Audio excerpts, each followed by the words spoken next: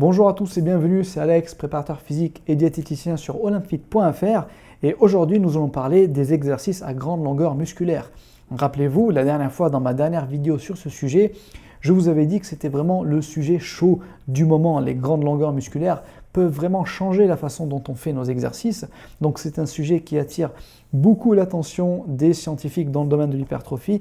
Et la dernière fois, nous avons vu ensemble 4 études qui montrent plutôt des résultats convergents et qui nous laissent penser que les exercices qui font travailler les muscles à des grandes longueurs musculaires, c'est-à-dire pour faire simple dans des positions étirées, ce type d'exercice est meilleur pour l'hypertrophie que des exercices plus classiques qui ne font pas travailler les muscles dans des positions étirées. Et on avait vu ensemble aussi que les exercices à forte tension d'étirement, donc ceux qui font travailler les muscles dans des positions plutôt étirées, on n'est pas obligé de les faire en amplitude complète.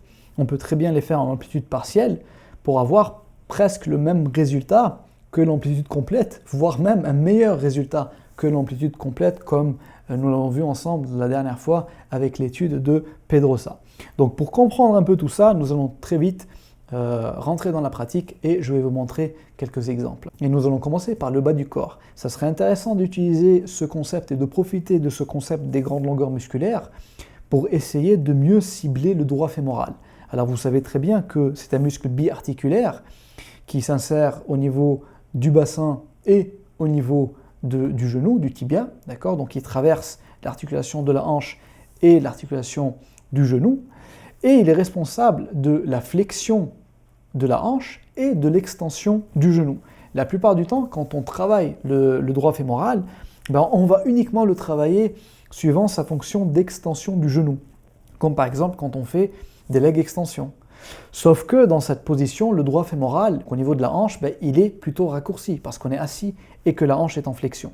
Pour qu'il soit étiré, il va falloir mettre la hanche en extension. D'accord? Et c'est ce que je vais vous proposer. Alors ici, vous êtes en train de voir des leg extensions debout. Donc je contracte fort les abdos et les fessiers pour stabiliser le bassin et éviter de partir en hyperlordose. D'accord? Donc j'ai une grosse contraction des abdos et des fessiers de la jambe qui est en appui. Dans cette position, le droit fémoral est étiré parce que la hanche est en extension. Et donc je vais faire mes flexions-extensions de genoux à partir de cette position.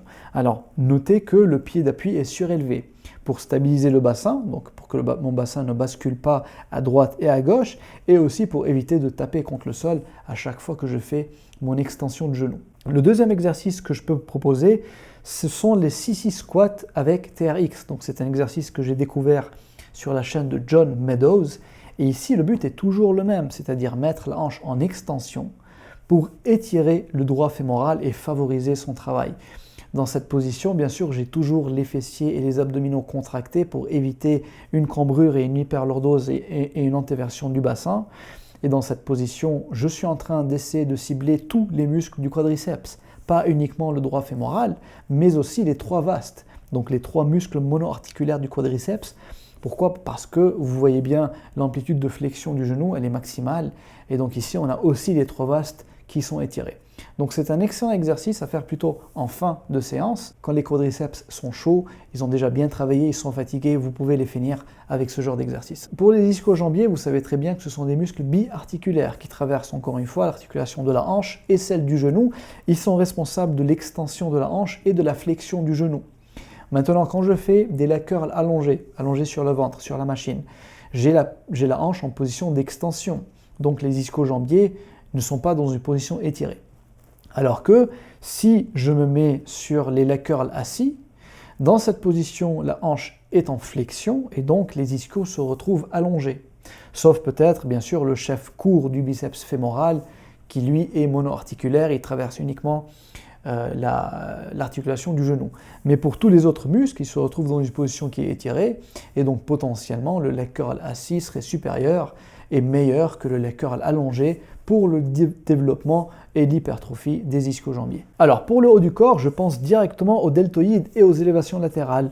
Si je les fais avec haltère, je n'ai presque aucune tension en bas du mouvement. D'accord? Les deltoïdes ne sont pas étirés et puis j'ai pas de tension parce que la gravité me tire droit vers le bas. Par contre, si je fais des élévations latérales à la poulie, en unilatéral, donc un bras à la fois, je peux venir chercher l'étirement en ramenant le bras à travers le corps.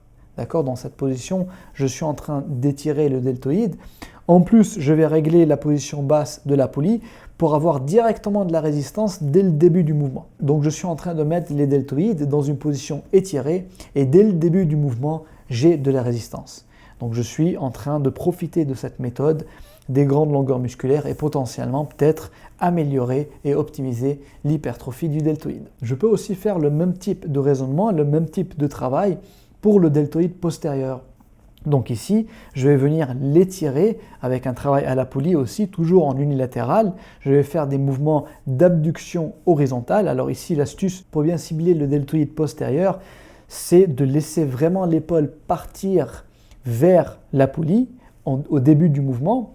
Et au fur et à mesure que je suis en train de faire mon mouvement d'abduction, je vais essayer de ne pas trop rétracter la scapula, d'accord, pour vraiment mettre l'attention et cibler le travail du deltoïde postérieur qui est responsable de l'abduction horizontale du bras. Dans le même état d'esprit, je pense par exemple au biceps curl incliné. Mais au lieu de les faire avec des haltères, je vais plutôt les faire avec la poulie basse. Comme ça, dès le début du mouvement, quand le biceps est étiré, j'ai de la résistance. D'accord? Dès le début, j'ai de la résistance. Alors qu'avec des haltères, en bas du mouvement, la résistance elle est à la verticale. Elle n'est pas en train de tirer à la perpendiculaire par rapport à l'avant-bras. D'accord? Et c'est exactement la même chose avec les Bayesian curls. Donc ici, c'est exactement le même mouvement, mais cette fois-ci, je suis debout. Et la logique est toujours la même. Charger le muscle en position étirée. D'accord?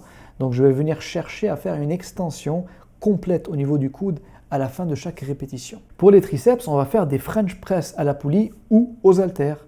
Dans cette position, avec les bras au-dessus de la tête, le chef long du triceps, c'est-à-dire celui qui est plutôt vers l'intérieur du bras, il se retrouve dans une position étirée et potentiellement, il peut être mieux ciblé. Alors il faut quand même noter que la dernière étude qui a été faite sur ce sujet a montré que le French press est meilleur pour le développement global du triceps, d'accord, et non pas uniquement pour le chef long. Donc même les deux autres chefs courts qui sont monoarticulaires se développent très bien avec des exercices où les bras se retrouvent au-dessus de la tête.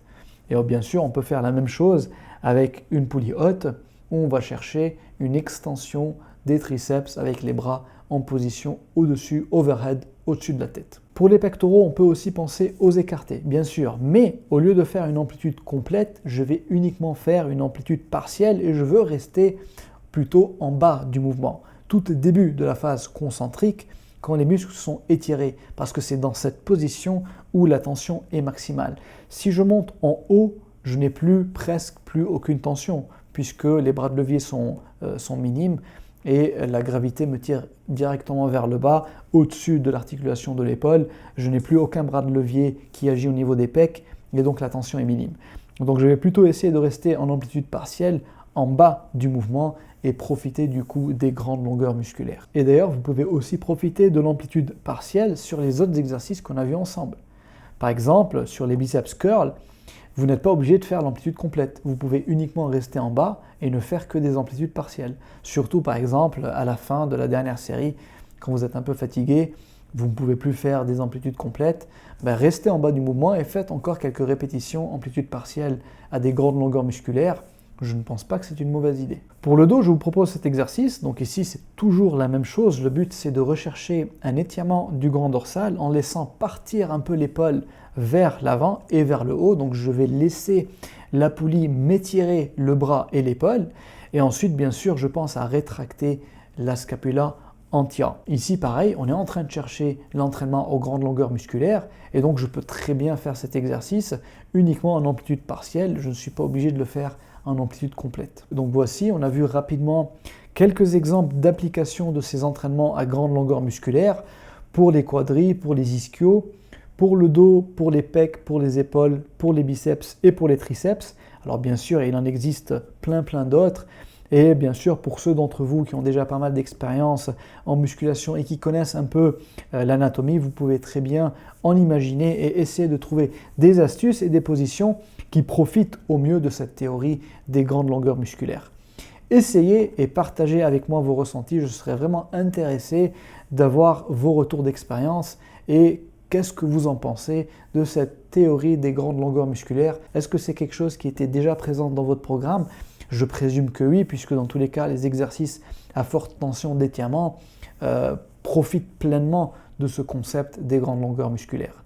Donc les exercices comme les biceps curls inclinés ou comme les French press sont des exercices qui sont quand même connus, les leg curls assis aussi. Il n'y a pas vraiment de nouveauté là-dessus. La nouveauté est plutôt au niveau des amplitudes partielles. On peut très bien faire ces exercices, non pas en amplitude complète, mais uniquement en amplitude partielle et en bénéficier comme si on les faisait en amplitude complète. Et donc voici pour cette vidéo, j'espère que vous avez aimé. Si c'est le cas et si vous avez envie de soutenir et de m'aider à faire connaître mon travail, abonnez-vous, aimez et partagez cette vidéo. N'oubliez pas que c'est vous qui faites vivre cette chaîne et que c'est grâce à vous que le contenu de la chaîne OlympFit pourra toucher de plus en plus de monde. Merci beaucoup et à très bientôt dans une très prochaine vidéo.